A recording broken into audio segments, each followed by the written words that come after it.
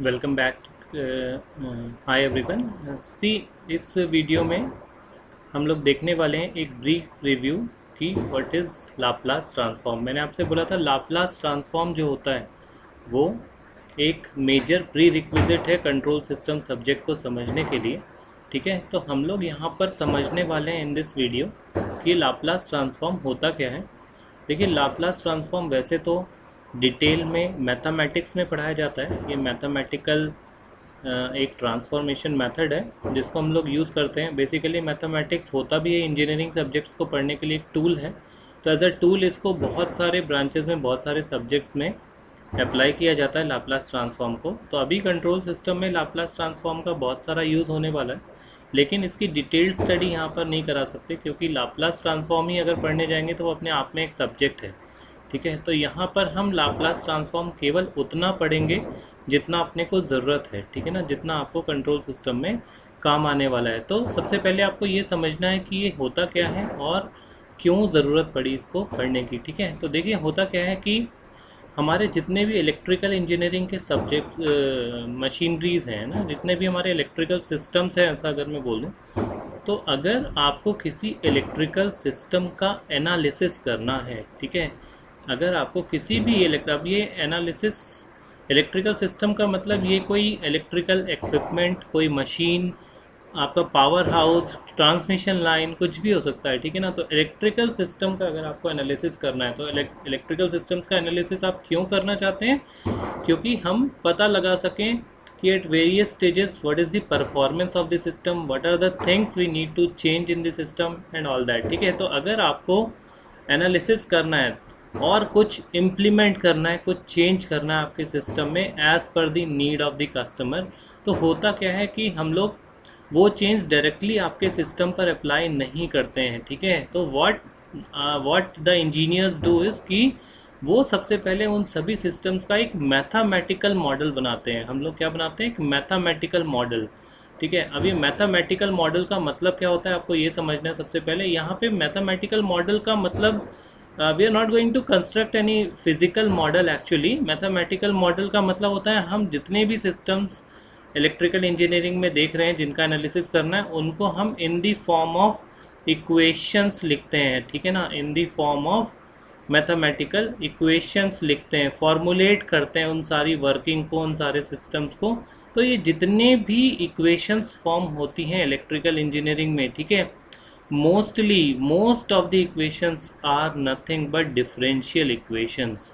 ठीक है, most of the equations are differential equations. मैं नहीं कह रहा सारी होती हैं, ठीक है ना, मैंने क्या बोला? मोस्ट ऑफ द इक्वेशंस होती हैं, तो मोस्ट ऑफ द में 90% बोल सकते हो आप। ठीक है, अब ये जो डिफरेंशियल इक्वेशंस होती हैं, अगर मान लीजिए for some analysis of a system मुझे इस डिफरेंशियल इक्वेशन को से सॉल्व करना है, ठीक है, तो अगर फर्स्ट ऑर्डर सेकेंड ऑर्डर की है कोई दिक्कत नहीं है, पर हायर ऑर्डर में जाती है डिफरेंशियल इक्वेशन तो it becomes very difficult to solve such differential equations of higher order. Sometimes it's become difficult to solve even of first and second order as well. ठीक है, तो करना क्या है कि अगर मेरे पास डिफरेंशियल इक्वेशन की जगह एल्जेब्रिक इक्वेशन होती तो मुझे काम आसान हो जाता, मैं आराम से उसे एनालाइज कर पाता, सॉल्व कर पाता।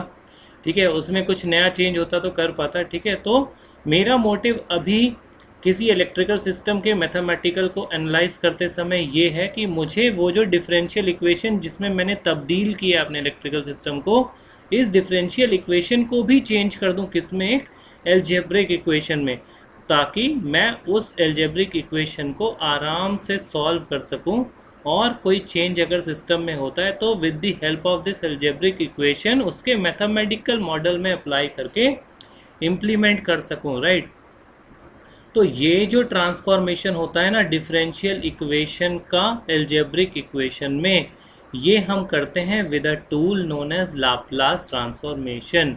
लाप्लास ट्रांसफॉर्मेशन में होता क्या है कि हम लोग टाइम डोमेन फंक्शंस को, ठीक है, टाइम डोमेन फंक्शंस का मतलब होता है जो फंक्शंस टाइम के रिस्पेक्ट में चेंज हो रहे हैं या टाइम के फंक्शंस हैं, एक्स ऑफ टी ऐसा लिख देता हूँ। टाइम डोमेन फंक्शंस को हम लोग चेंज कर देते हैं फ्रीक्वेंसी डोमेन फंक्शंस में। ठीक है ना, फ्रीक्वेंसी डोमेन फंक्शंस में, फ्रीक्वेंसी डोमेन्स में आप उसे लिखेंगे एक्स ऑफ एस। तो यहाँ पे जो एस है, this S is a complex frequency. ठीक है, ये एस एक कॉम्प्लेक्स नंबर है या फिर कॉम्प्लेक्स फ्रीक्वेंसी बोल सकते हैं इसे। तो ये ट्रांसफॉर्मेशन हम लोग यहाँ पे परफॉर्म करते हैं। तो इससे फ़ायदा क्या है कि लाप्लास ट्रांसफॉर्म करने से ये फ़ायदा है कि हमारी जो higher order time domain differential equations हैं, higher order time domain differential equations, ये चेंज हो जाती हैं लाप्लास ट्रांसफॉर्म परफॉर्म करने के बाद। किसमें?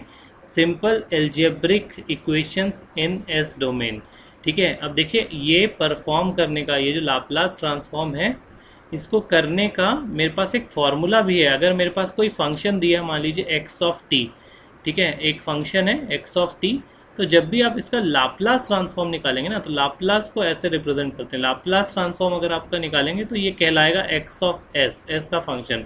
पर ये होगा क्या, निकलेगा कैसे? तो देखिए जो एक्स ऑफ एस होता है ना, ये जो एक्स ऑफ एस होता है, ये होता है देखिए इंटीग्रेशन 0 से लेके टी तक x t e to the power minus s t d t, right. This is the formula. अब इसमें जो भी फंक्शन आपका एक्स टी ऐसे sine t cos t whatever जो भी दिया है, उसको आप इस एक्सप्रेशन में रख दीजिए, इंटीग्रेट कर दीजिए, और इंटीग्रेट करने के बाद जो भी आपको वैल्यू मिलेगी ना, वो एस के टर्म्स में मिलेगा। इसका जो आउटपुट मिलेगा that will be in terms of S. ठीक है, वहाँ से ये t का फंक्शन हट जाएगा। ये 0 से t मैंने लिख दिया, सॉरी ये 0 से इन्फिनिटी है, सॉरी, ठीक है ना, इसको याद रखिएगा, ये 0 से इन्फिनिटी है। तो this is the relation. But अभी इस पर्टिकुलर सब्जेक्ट में we need not to put this formula anywhere. हमें इस फॉर्मूले को कहीं पर भी लगाने की ज़रूरत नहीं है। यहाँ पे लिख दे तो not needed, this formula is not at all needed in control system. बिल्कुल भी ज़रूरत नहीं है। हमें तो क्या करना है, देखिए कुछ पर्टिकुलर मैथमेटिकल फंक्शंस हैं, उन फंक्शंस का लाप्लास ट्रांसफॉर्म होता क्या है वो डायरेक्टली हमें पढ़ लेना है, याद कर लेना है। ठीक है ना, तो मैं कुछ फंक्शंस बताऊंगा, उसके लाप्लास ट्रांसफॉर्म्स को आपको मगअप कर लेना है, याद कर लेना है, ताकि वो जहाँ पर भी आने वाले सब्जेक्ट में आ रहे होंगे वहाँ पे हम सीधे वो फॉर्मूला अप्लाई कर देंगे। तो there are certain functions which are repeatedly coming in this subject, और बस वो हमें रिप्लेस कर दे रहे हैं। तो यहाँ पे मैं लिख रहा हूँ टाइम डोमेन फंक्शंस, यहाँ पे लिख रहा हूँ मैं टाइम डोमेन फंक्शंस, और यहाँ पे उनका लाप्लास ट्रांसफॉर्म। तो बस आपको यही देखना है, ठीक है। तो टाइम डोमेन फंक्शन अगर मेरे पास मान लीजिए एक स्टेप फंक्शन है, ठीक है ना, स्टेप फंक्शन होता है ये आर टी इक्वल टू, या यूनिट स्टेप बोल लीजिए, चलिए यूनिट स्टेप फंक्शन है, तो आर टी इक्वल टू 1, तो इसका लाप्लास ट्रांसफॉर्म होता है 1/s, ठीक है ना, ये एक हो गया। ऐसे ही अगर मेरे पास रैम्प है, ये सब नाम है, आपको धीरे धीरे आपको दिखाऊंगा आगे, r t equal to t, तो रैम्प का 1/s²। लाइकवाइज मान लीजिए ऐसी पैराबोलिक है, या e to the power minus AT है एक फंक्शन मान लीजिए, तो 1/s+a, ठीक है, e to the power plus AT है तो 1/s-a। तो इस टाइप से बहुत सारे कुछ इम्पॉर्टेंट फंक्शंस हैं। तो देखिए आपको करना क्या है राइट नाउ, अभी यहाँ पे सब मैं नहीं लिख रहा हूँ, आपको मैं बोल रहा हूँ कि आप जाएंगे गूगल पे, और गूगल पे लिखेंगे Laplace transform of important functions, है ना, लाप्लास ऑफ इम्पॉर्टेंट फंक्शंस, तो वो आपको दे देगा।